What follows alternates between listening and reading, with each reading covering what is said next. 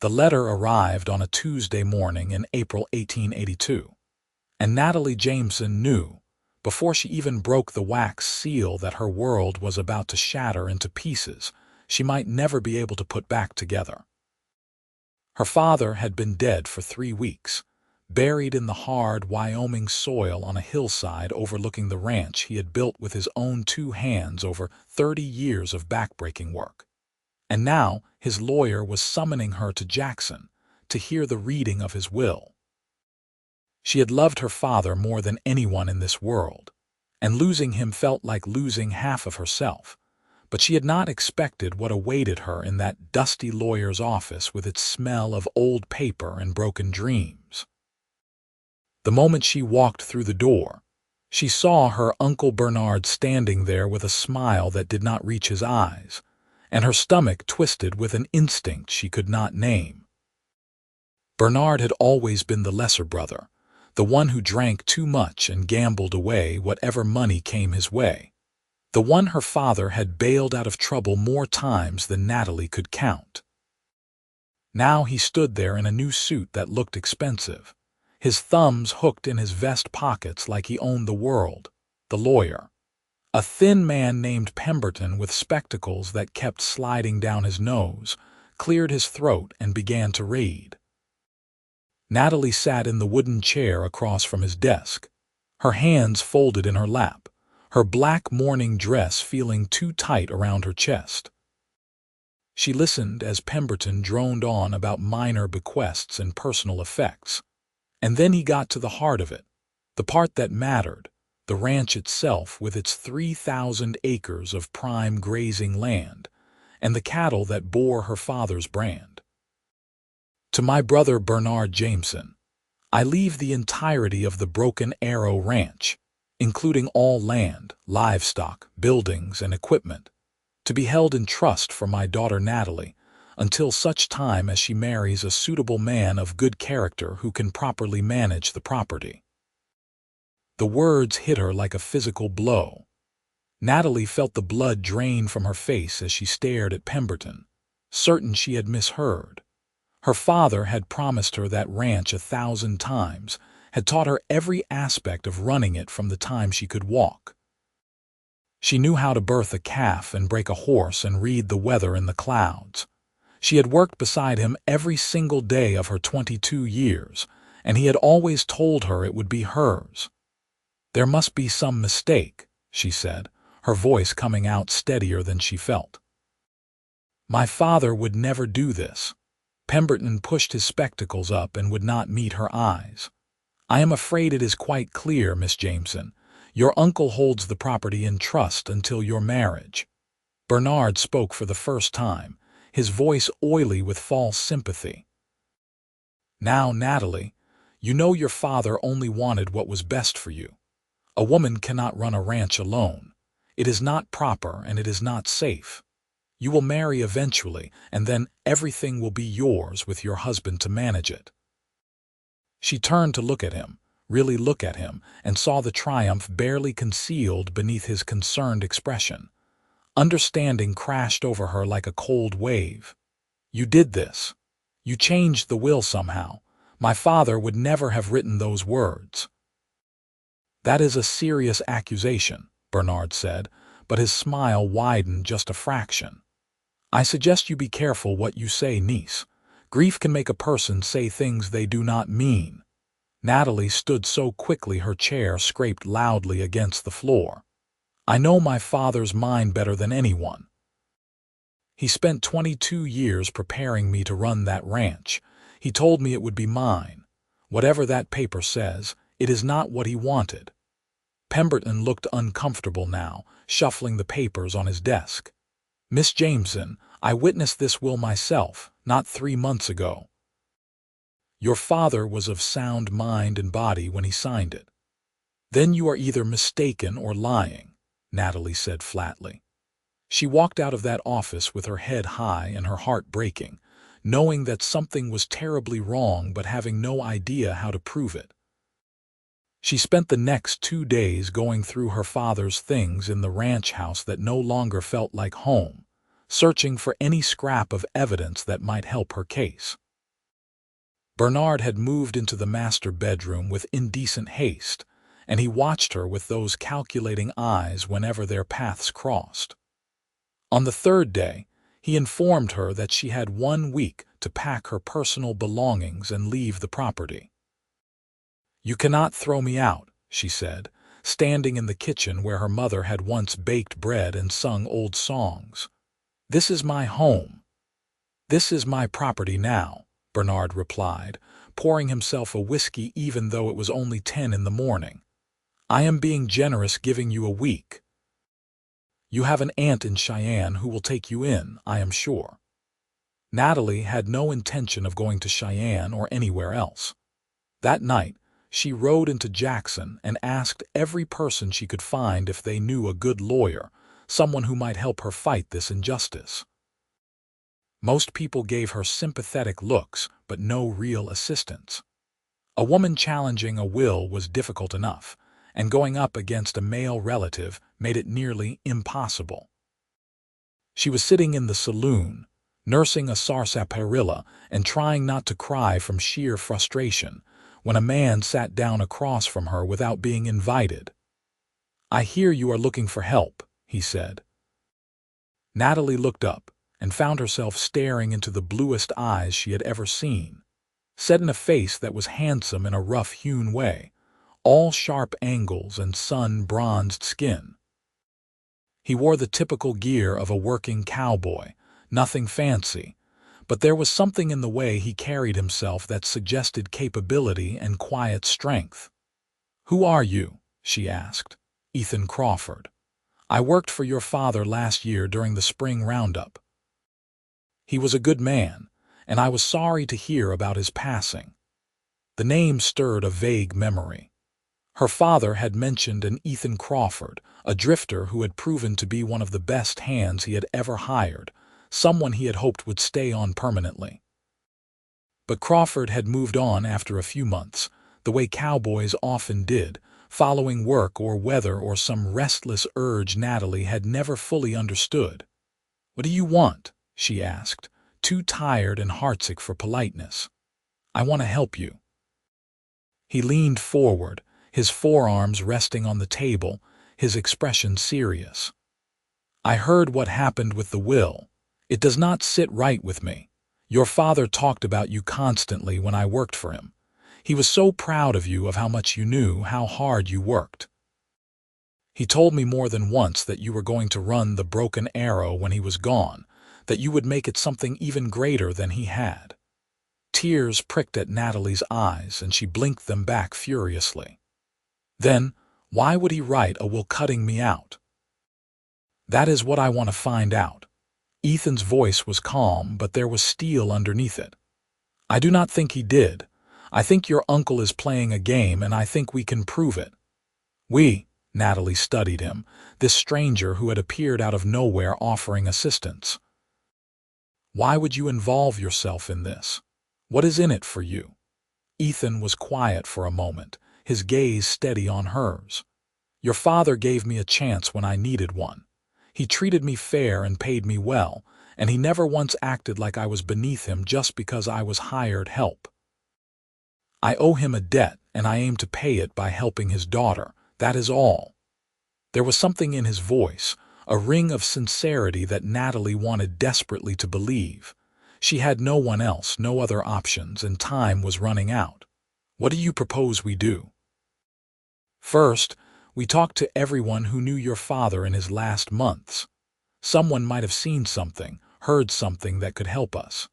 Second, we find out if Pemberton has any connection to your uncle beyond the professional. If the will was tampered with, the lawyer had to be involved. Third, we look for any earlier versions of the will that might exist. Your father was a careful man, he might have kept copies." It was more of a plan than Natalie had managed to come up with on her own. She nodded slowly. "All right. When do we start?" "Right now." They walked out of the saloon together into the cool spring evening, and Natalie felt the first small spark of hope she had experienced since her father's death. Ethan had a horse tied up outside, a good solid bay gelding that stood quietly as its owner checked the cinch. Natalie had ridden her own mare into town, a sweet-tempered paint her father had given her on her 18th birthday. "Where should we go first?" she asked. "Doc Mitchell. He was with your father at the end, was he not?" Natalie nodded. Her father had been thrown from a horse, a freak accident that should never have happened to a rider as skilled as he was. He had lingered for 2 days before the internal injuries finally claimed him. Doc Mitchell had been there the whole time, doing everything he could. They rode through Jackson's quiet streets to the doctor's home, a neat white house with a shingle hanging outside.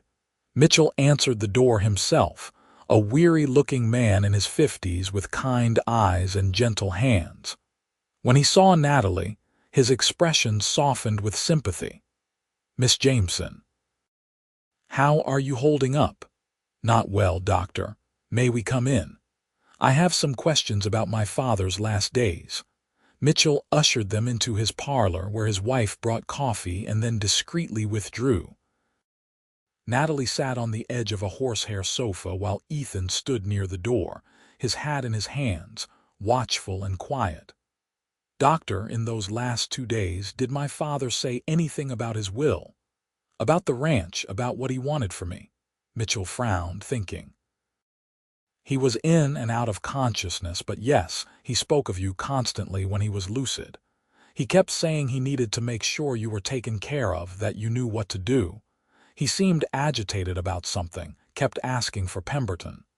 "The lawyer?" "Yes, he wanted to see him urgently. I sent word, but Pemberton did not arrive until after your father had passed." Natalie and Ethan exchanged glances. "Did anyone else visit during that time?" Ethan asked. "Bernard came by once, late the first night. He spoke with his brother privately for perhaps 10 minutes. Your father seemed upset after he left, but he could not speak clearly enough to tell me why." Something cold settled in Natalie's chest. "Did you leave them alone?" "I stepped out of the room to give them privacy, yes. Family matters, I assumed." Mitchell looked troubled now. "Should I not have done so?" "You could not have known," Natalie said, but her mind was racing. Bernard had been alone with her father, and her father had been agitated afterward and asking for the lawyer. The pieces were starting to fit together, forming a picture she did not like at all. They thanked the doctor and left, stepping out into the night air that smelled of pine and distant snow from the mountains. Natalie stood on the porch, her arms wrapped around herself, feeling the weight of what she was beginning to understand. "He did something during that visit," she said quietly. "I do not know what, but he did something." "We need to talk to Pemberton," Ethan said. "Tonight, if possible, before your uncle has a chance to warn him that we are asking questions." The lawyer's office was dark when they arrived, but lamplight showed in the windows of the apartment above where Pemberton lived. Ethan knocked firmly on the street door, and after a few minutes, Pemberton appeared in his dressing gown, looking annoyed. "It is late," he said. "Whatever this is about, it can wait until morning." "No," Ethan said flatly. "It cannot. You are going to let us in, and you are going to tell us the truth about that will, or I am going to make your life very difficult." There was something in Ethan's voice, a quiet menace that made Pemberton take a step back. "Are you threatening me?" "I am promising you. Now open the door." Pemberton hesitated, then unlocked the door and led them up the narrow stairs to his office. He lit a lamp with trembling hands, and Natalie saw that he was frightened. "Good. He should be. Tell us about the will," she said. "When was it really written?" "I told you 3 months ago. Your father came to this office and had me draw it up according to his wishes." "You are lying." Ethan moved closer, and though he did not touch the lawyer, Pemberton flinched. "Try again." "I do not know what you want me to say. The truth." Natalie's voice was sharp as a blade. "My father wanted to see you before he died. He was agitated after my uncle visited him." "What really happened to his will?" Pemberton looked between them, his face pale in the lamplight. For a long moment, Natalie thought he would continue to deny everything, but then something in him seemed to crumble. He sank into his desk chair and put his head in his hands. "He paid me," Pemberton whispered. "Bernard paid me $500 to change the will. Your father did have a will drawn up 3 months ago, but it left everything directly to you, with no trust, no conditions. Bernard came to me a week after your father's accident and offered me money to alter it.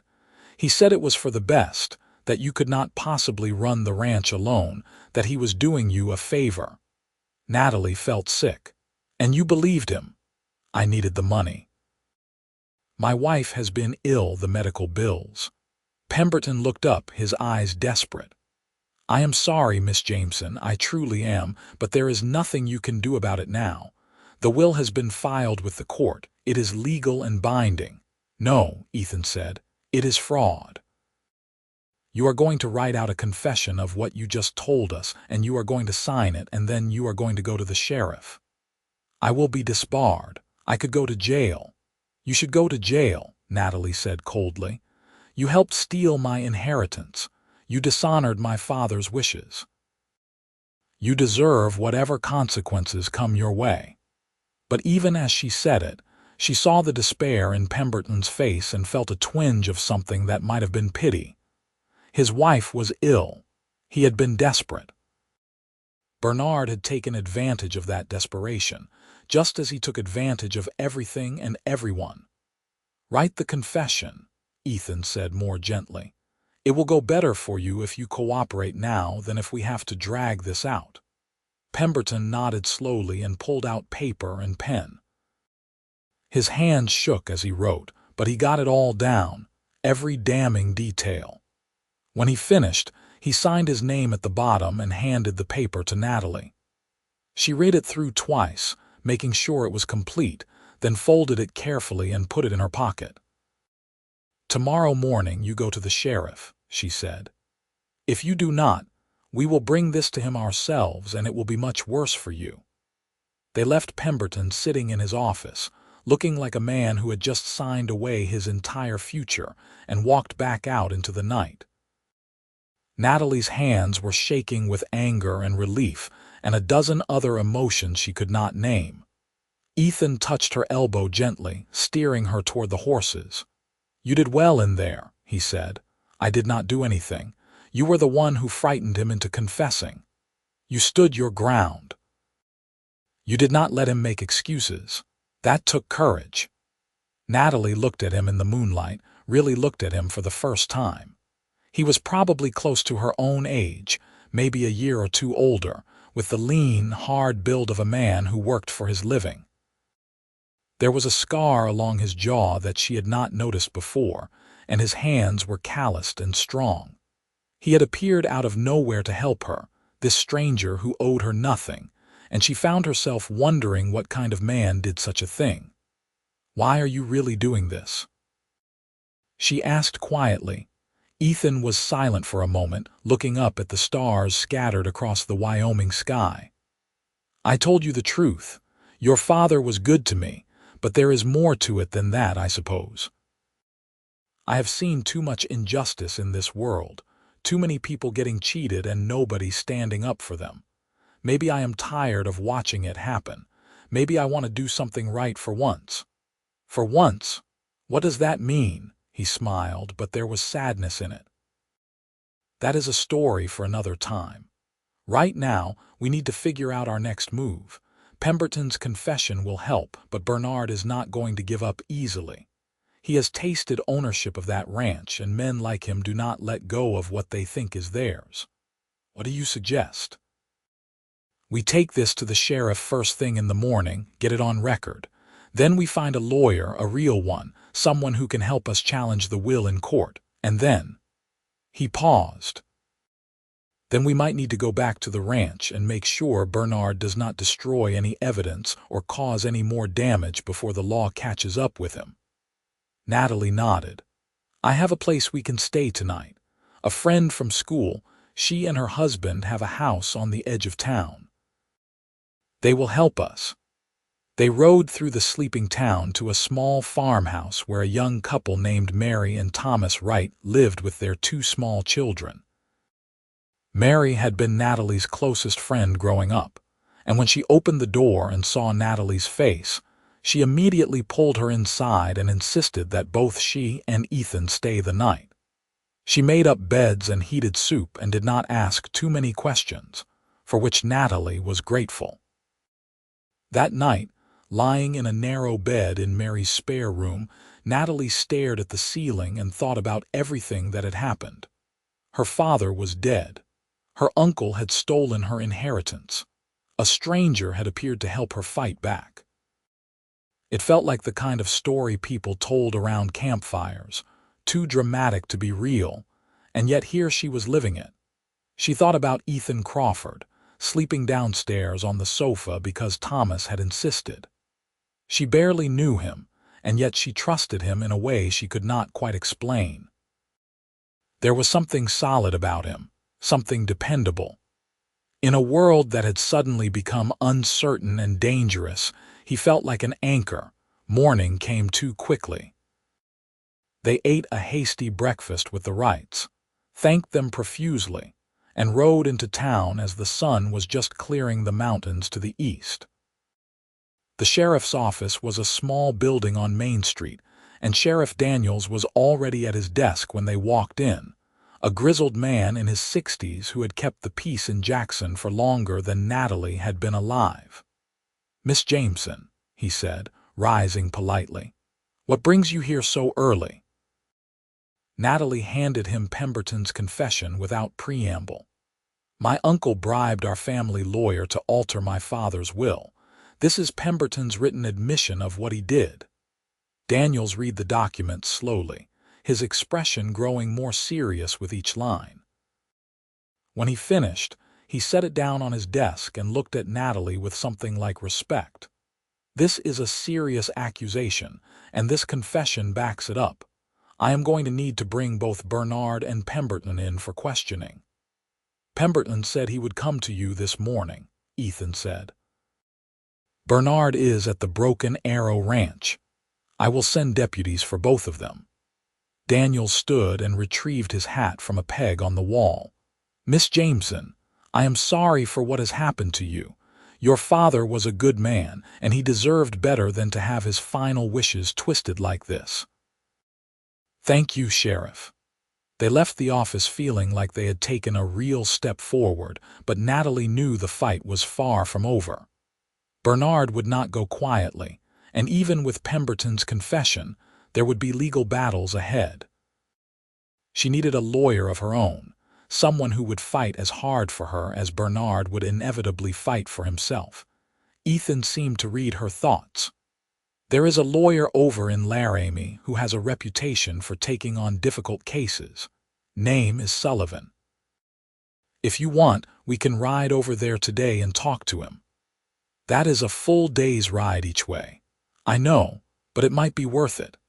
Natalie considered. She had 1 week before Bernard's deadline to leave the ranch, but with the sheriff involved now, that deadline might not mean much anymore. Still, time was precious. "Let us go," she decided. They set out immediately, riding south through country that was just beginning to wake up from winter. The grass was greening up, and wildflowers dotted the hillsides in bright splashes of color. They rode mostly in silence, but it was a comfortable silence, the kind that existed between people who understood each other without needing constant conversation. Around midday, they stopped to rest the horses by a creek that ran clear and cold from the mountains.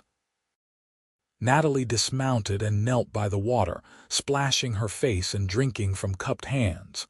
When she looked up, she found Ethan watching her with an expression she could not quite read. "What?" she asked. "Nothing. I was just thinking that you are handling all of this remarkably well. Most people would have fallen apart by now. I have not had time to fall apart. Besides, my father raised me to be strong. He used to say that life would knock me down, but what mattered was how quickly I got back up. He was right." Ethan sat down on a fallen log, stretching out his long legs. "Tell me about him. What was he like?" Natalie sat beside him, surprised by how much she wanted to talk about her father to keep his memory alive through words. "He was the best man I ever knew. Fair, honest, hardworking. He loved this land with everything in him. He used to take me riding when I was little, just the two of us, and he would point out every plant and animal and tell me their names and how they fit into the bigger picture. He said a rancher had to understand the land, not just use it. He sounds like someone I would have liked to know better." "He would have liked you too." The words came out before Natalie could stop them, and she felt herself flush. "I mean, he valued people who worked hard and kept their word. You seem like that kind of person."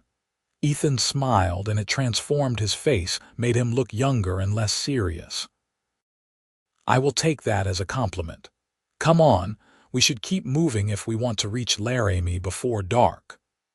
They rode on through the afternoon, and Natalie found herself stealing glances at Ethan when she thought he was not looking. There was something about him that drew her, a combination of strength and gentleness that she had rarely encountered in men. Most of the cowboys she knew were either rough and crude or falsely charming, but Ethan was neither.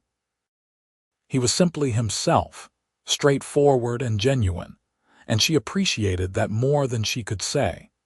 They reached Laramie just as the sun was setting, painting the sky in shades of orange and pink. Sullivan's office was closed for the day, but they found the lawyer himself eating dinner at a restaurant near the hotel. He was a surprisingly young man, probably not yet 40, with sharp eyes and an air of focused intelligence.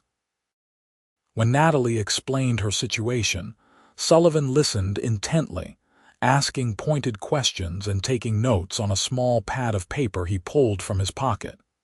When she finished, he sat back in his chair and nodded slowly. "This is exactly the kind of case I take on," he said. "Your uncle committed fraud, plain and simple, and I would be honored to help you fight him. It will not be easy and it will not be quick, but with Pemberton's confession, we have a strong foundation to build on." Relief flooded through Natalie so strongly she felt dizzy. "Thank you. Thank you so much. Do not thank me yet. We have a lot of work ahead of us. But I promise you this, Miss Jameson. I will do everything in my power to make sure you get what is rightfully yours." They worked out the details over the next hour, discussing fees and strategies and timelines. Sullivan agreed to come to Jackson the following week to begin the formal legal proceedings. When they finally left the restaurant, Natalie felt lighter than she had in weeks, as if a crushing weight had been lifted from her shoulders. Ethan found them rooms at the hotel, 2 separate rooms on the same floor, and they agreed to start back to Jackson first thing in the morning. Natalie lay in bed that night, exhausted but unable to sleep, thinking about everything that had happened. A week ago, her world had been ending.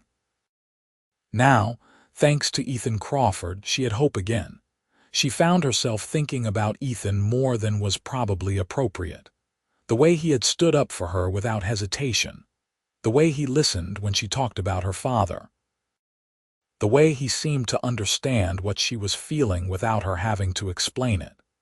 She had never met anyone like him, and she was starting to realize that her feelings were moving beyond simple gratitude into something more complicated and dangerous. Dangerous because she had learned the hard way not to trust easily.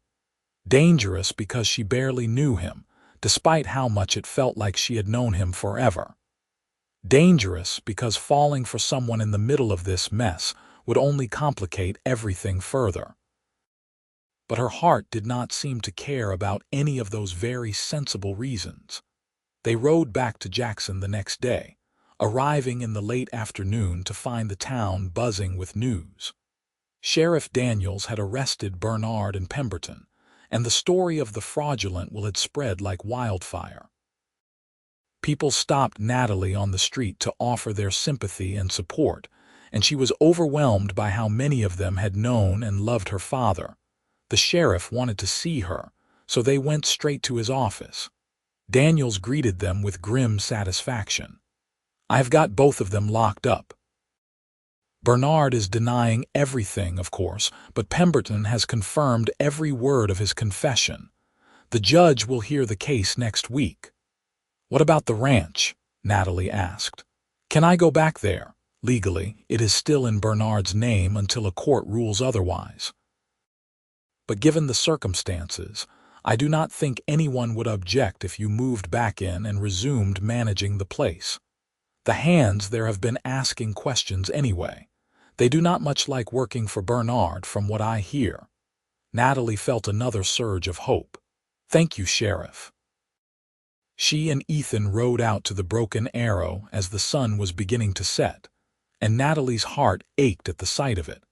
This was home, this land her father had poured his life into.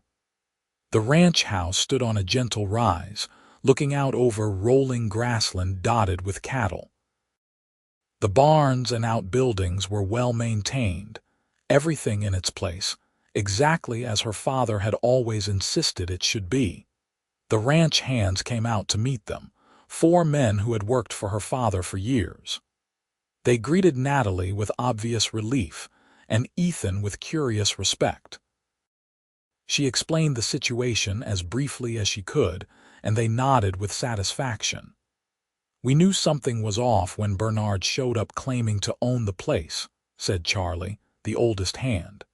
"Your father would never have cut you out, Miss Natalie. We are glad you are fighting this." "I could not do it without help," Natalie said, glancing at Ethan. "This is Ethan Crawford. He worked here last year. He is going to stay on and help me run things until this legal mess is sorted out, if that is all right with all of you."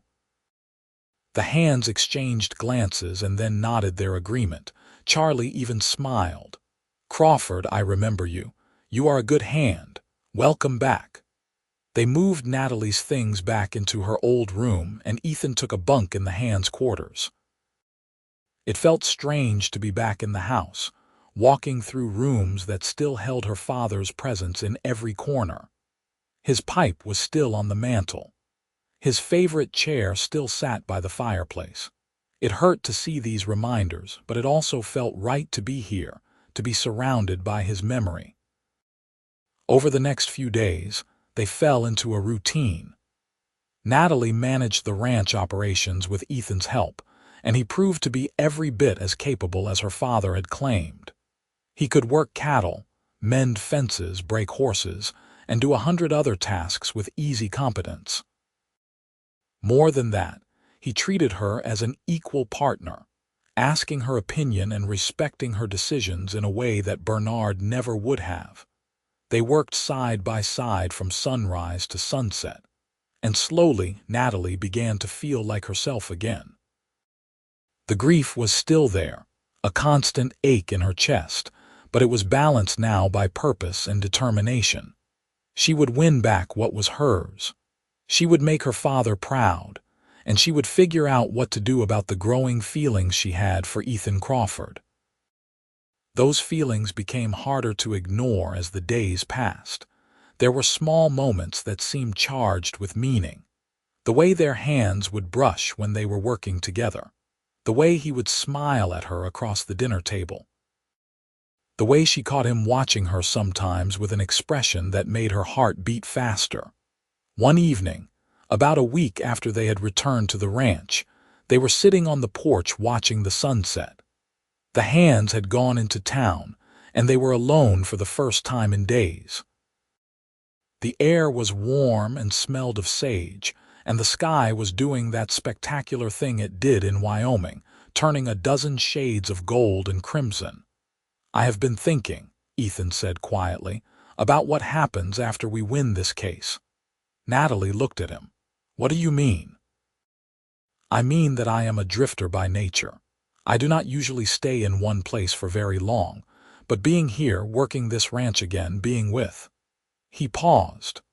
"I find myself wanting to stay, if you would want that, if there would be a place for me here." Her heart was pounding so hard she was sure he must be able to hear it. "There will always be a place for you here, Ethan. You know that. As a hired hand." He turned to look at her directly, and his blue eyes were intense. Or as something more. Natalie could not breathe. She had hoped, but she had not been sure, and now here he was laying his cards on the table. "What are you asking me?" "I am asking if there is any chance you might feel the same way about me that I feel about you. Because, Natalie, I have to tell you, I have been falling for you since the moment I saw you in that saloon looking so fierce and heartbroken and determined. I tried to fight it, told myself I was just here to help with your problem, but I cannot pretend anymore. I care about you. More than I probably should." Joy and fear tangled together in her chest. "I care about you too," she whispered. "So much it scares me. But Ethan, you said yourself that you are a drifter. How do I know you will not just leave one day when the restlessness hits you again?" "Because that restlessness was always about trying to find something I did not know I was looking for. And I found it. I found it here with you on this ranch. I do not want to drift anymore, Natalie. I want to stay. I want to build something lasting. With you, if you will have me."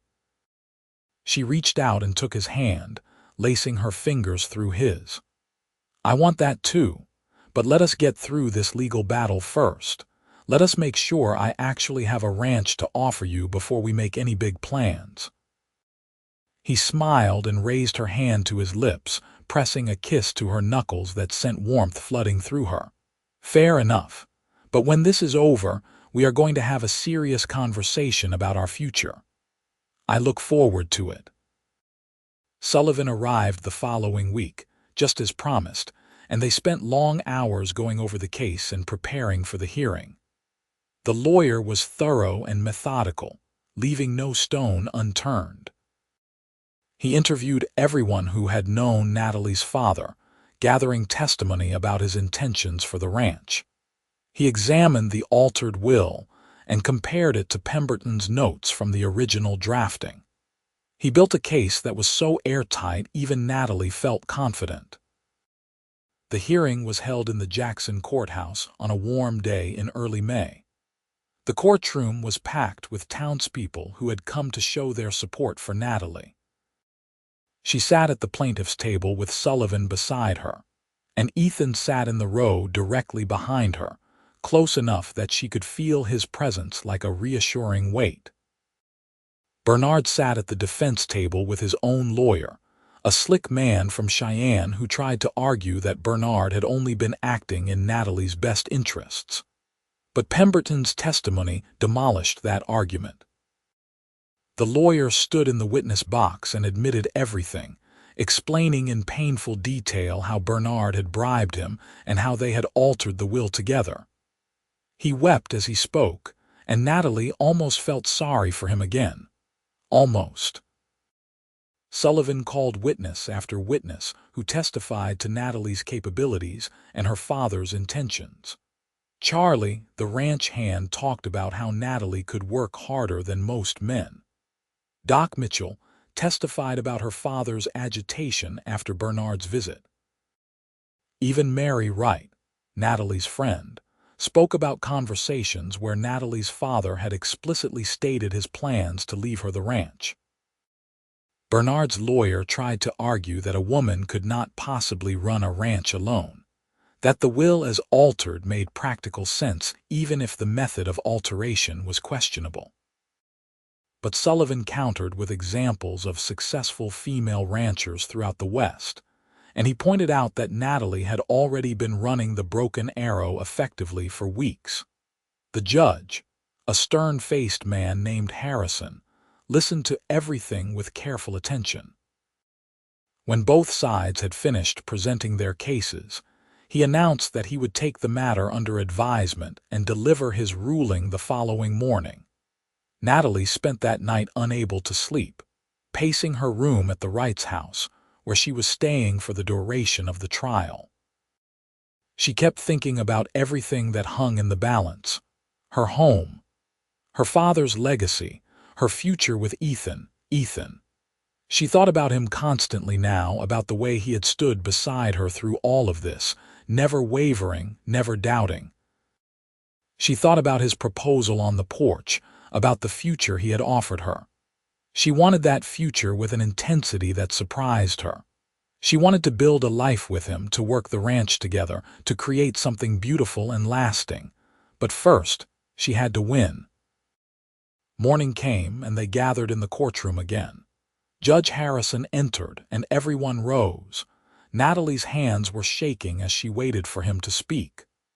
"I have considered all the evidence presented in this case," Harrison said, his voice carrying through the silent room. "And I find that the will in question was indeed fraudulently altered through bribery and deception. The original will, which left the Broken Arrow Ranch entirely to Miss Natalie Jameson, is hereby deemed to be the true and valid testament of the deceased. All property rights are restored to Miss Jameson effective immediately." Relief hit Natalie like a wave, so powerful she felt her knees go weak. Behind her, Ethan let out a breath she had not realized he was holding. Around the courtroom, people burst into applause until Harrison gavelled for silence. "Furthermore," the judge continued, "Bernard Jameson is ordered to pay restitution to his niece for any damages incurred during his fraudulent control of the property. He will also face criminal charges for his role in this fraud. As for Mr. Pemberton, while his cooperation with this court is noted, he will be disbarred and faces his own criminal proceedings." Bernard stood up, his face purple with rage. "This is an outrage. That ranch should be mine. I am family." "Family does not steal from family, Mr. Jameson," Harrison said coldly. "Remove him from my courtroom." Deputies escorted Bernard out while he shouted protests and threats. Natalie watched him go and felt nothing but pity for a man who had destroyed himself through his own greed. Sullivan turned to her with a broad smile. "Congratulations, Miss Jameson. You are now the sole owner of the Broken Arrow Ranch." People crowded around to offer their congratulations, but Natalie barely heard them. She turned to find Ethan, and he was right there, as he had been through everything, smiling at her with so much warmth and pride that she felt tears spring to her eyes. "You did it," he said softly. "We did it," she corrected. "I could never have managed this without you." They walked out of the courthouse into brilliant sunshine, and Natalie felt like she was seeing the world with new eyes. Everything looked brighter, more vivid, full of possibility. The ranch was hers. Her father's legacy was secure, and standing beside her was the man she loved. She had not said it out loud yet, that she loved him, but she knew it was true. Somewhere in the chaos of the past few weeks, she had fallen completely and irrevocably in love with Ethan Crawford. They rode back to the Broken Arrow that afternoon, and Natalie felt like she was coming home in a way she had not since her father's death. The hands greeted them with cheers and congratulations, and that night they had a celebration with food and music and laughter that echoed across the prairie. Later, after everyone else had gone to bed, Natalie and Ethan found themselves back on the porch where they had shared that conversation about the future.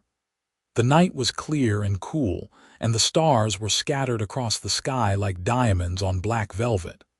"So," Ethan said, taking her hand, "I believe you promised me a serious conversation about our future." Natalie smiled.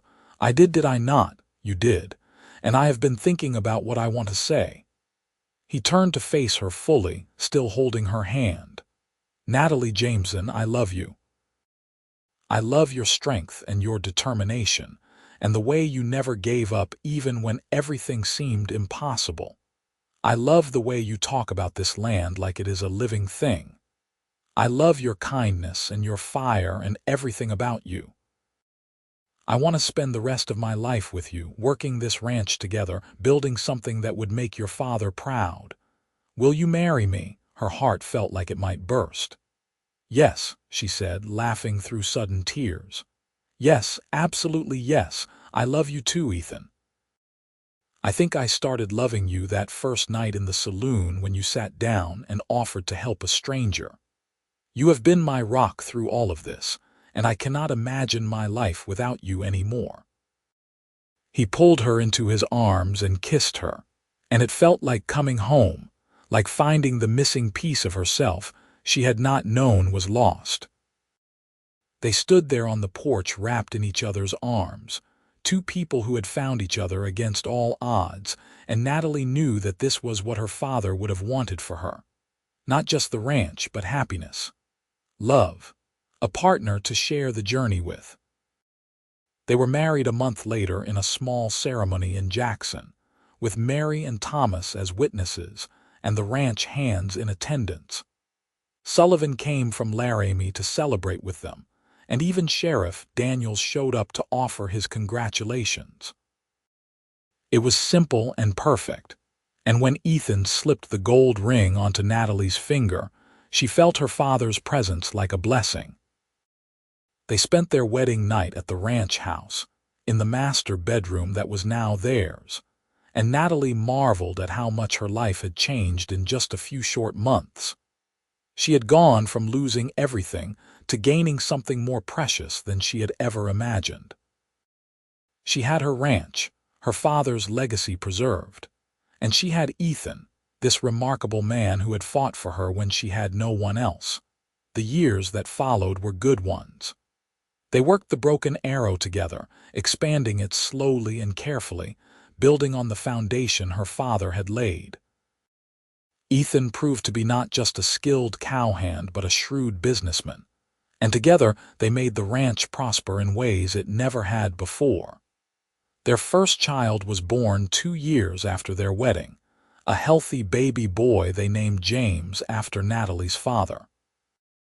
Ethan was a devoted father, gentle and patient, and watching him with their son made Natalie fall in love with him all over again. 3 years later came a daughter they named Rose, and then another son 2 years after that, whom they called Daniel. The ranch house that had once felt too empty now rang with children's laughter and the chaos of family life. They added on to it, building more rooms, creating space for their growing family. The hands who worked for them became like extended family, staying on year after year, loyal to Natalie and Ethan in the same way they had been loyal to her father. Bernard, meanwhile, had served 2 years in prison for fraud and emerged a broken man. He drifted from town to town, unable to settle anywhere, and Natalie heard through the grapevine that he drank heavily and lived in poverty. She felt pity for him but no desire to help. He had made his choices, and he had to live with the consequences. Pemberton had been more fortunate in some ways. After his disbarment and a brief jail sentence, he had moved away with his wife to start over somewhere fresh. Natalie heard years later that he had found work as a clerk and was living an honest if humble life. She hoped he had found some measure of peace. As for Natalie and Ethan, they built a life that was everything she had dreamed of and more. They grew old together on the land they loved, watching their children grow and eventually have children of their own. The Broken Arrow became one of the most respected ranches in Wyoming, known for its quality cattle and fair treatment of workers. On quiet evenings, Natalie and Ethan would sit on the porch and watch the sunset, just as they had in those early days when they were falling in love. They would hold hands and talk about their day, about their children and grandchildren, about plans for the future. And sometimes, Natalie would think about her father and how grateful she was for the legacy he had left her, not just the ranch but the values he had instilled in her. Honesty, hard work, perseverance, and the courage to fight for what was right. She had been cheated out of what was rightfully hers, but she had fought back with the help of a cowboy who had become so much more than she ever could have anticipated. Ethan had fought for her inheritance rights, yes, but more importantly, he had fought for her heart, and she had willingly given it to him. Their love story became something of a legend in Jackson, told and retold over the years. The young woman who had almost lost everything, and the drifter cowboy who had helped her reclaim it, who had found in each other something more valuable than any ranch or inheritance. They had found a love that lasted a lifetime, built on trust and respect, and the kind of deep partnership that could weather any storm. When Natalie was in her 70s, sitting on that same porch with Ethan's hand in hers, both of them gray-haired now and wrinkled but still deeply in love, she would look out over the land her father had claimed and she had preserved, and think about how blessed she had been. Not because her life had been easy, it certainly had not been, but because she had found the courage to fight for what mattered and the wisdom to recognize true love when it appeared. Their youngest grandson would sometimes ask her to tell the story of how she and Grandpa Ethan had met, and she would smile and begin the same way every time. It started with a letter that arrived on a Tuesday morning in April, and before I even broke the wax seal, I knew my world was about to change forever. And it had changed in ways both terrible and wonderful, but it had led her to exactly where she was meant to be, sitting beside the man she loved on land that belonged to her, surrounded by family and legacy and the quiet satisfaction of a life well lived. The Broken Arrow Ranch continued to thrive for generations, passed down through Natalie and Ethan's children and their children's children, each one learning the values that Natalie's father had held dear and that she and Ethan had worked so hard to preserve. The story of how the ranch had almost been stolen, but was saved through courage and love, became part of the family's history, told to each new generation as a reminder that justice was worth fighting for, and that love could appear when you least expected it. Natalie and Ethan lived into their 80s, never spending a day apart if they could help it, still working the ranch in whatever capacity they could manage even as age slowed them down. When Ethan finally passed away peacefully in his sleep one winter night, Natalie mourned him deeply, but without regret. They had been given more years together than many couples ever got, and every one of those years had been precious. She followed him less than a year later, ready to rest after a long and full life. She was buried beside him on the hill overlooking the ranch, the same hill where her father was buried, the three of them together watching over the land they had all loved so much. And the Broken Arrow Ranch endured, a testament to the power of fighting for what was right and the enduring strength of a love that had conquered every obstacle placed in its path. The story of Natalie Jameson and Ethan Crawford became the kind of tale that people told to illustrate that good things could come from difficult times, that justice could prevail, and that true love was not just something in fairy tales, but something real and lasting, and worth fighting for with everything you had. Their legacy lived on not just in the land and the cattle and the buildings, but in the values they had passed down: integrity, perseverance, compassion, and the unwavering belief that family and love were the most important things in life. The Broken Arrow Ranch stood as a monument to those values, and to the young woman who had refused to be cheated out of her inheritance, and the cowboy who had stood beside her, fighting for her rights, and ultimately winning not just a legal battle but her heart. It was a love story for the ages, set against the backdrop of the Wild West in all its harsh beauty and opportunity. A reminder that even in difficult times and challenging circumstances, love could flourish and justice could triumph, and two people who seemed like strangers could find in each other everything they had ever needed.